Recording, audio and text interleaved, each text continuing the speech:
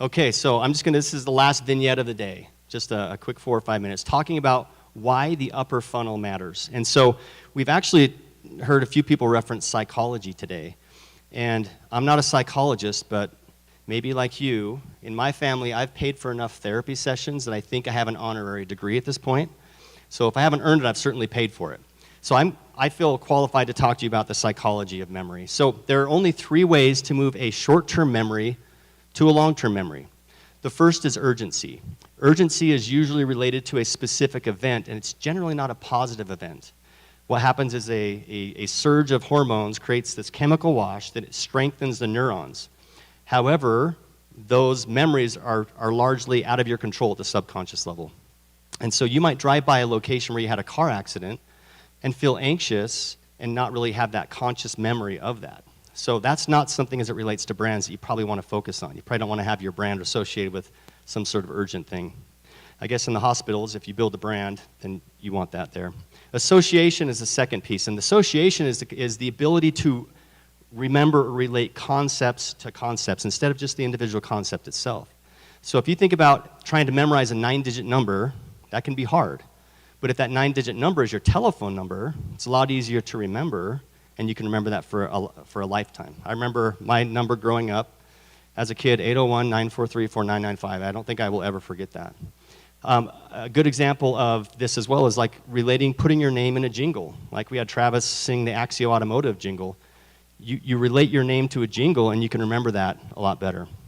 Another example is I was thinking about this. One of the I think the best campaigns ever was the Get a Mac campaign. Do you remember this, where you have kind of like the younger, cool, laid-back, kind of hip guy who, I'm a Mac. And then you had the somewhat nerdy, glasses, funny, maybe slightly out of shape guy where I'm a PC. And so you're relating those concepts and making that association. That was an incredibly effective ad campaign for Apple. The last one is repetition, and repetition creates the strongest learning. And repetition is absolutely critical for your brands to build awareness, loyalty, and trust. And so that's what we're going to talk a little bit about, is repetition. In fact, Google recently released this study they did, and they call it the 7-11-4 rule. What that means is, depending on the product or service you're providing, it might be slightly different. But certainly if it's a considered purchase item, like I'm going to buy a car, I'm going to buy a home, I'm going to choose where I want to go to get my my university degree, or a generally larger purchase, then it falls in line with this. And so 7 hours of engagement with the consumer. You need to drive 7 hours of engagement in order for them to purchase your product. But you don't get that all at once. That's why the 11 is important. 11 is the number of touch points you need to create along the customer journey to gain that 7 hours of engagement. And then equally important is the 4 channels. So, I haven't been on a date in a long time, but I would imagine if you take someone out and then you ask them out again and you take them to the same place, it might be a little weird, a little awkward. So think about that in marketing. If you meet the consumer on YouTube, don't just keep meeting them at YouTube. Probably not going to get a lot of dates. But if you meet them through a display campaign, through a social ad campaign, meet them in other places and look across those channels, reach those 4 different channels to be able to help that consumer along the customer journey. So this speaks to the idea of brand plus performance. I know the writing's a little small, but too many brands focus on that right side of the performance marketing, where they're really trying to poach that last piece of the funnel, right? They're using paid search to try to steal that client just at the very end. But that's not very effective.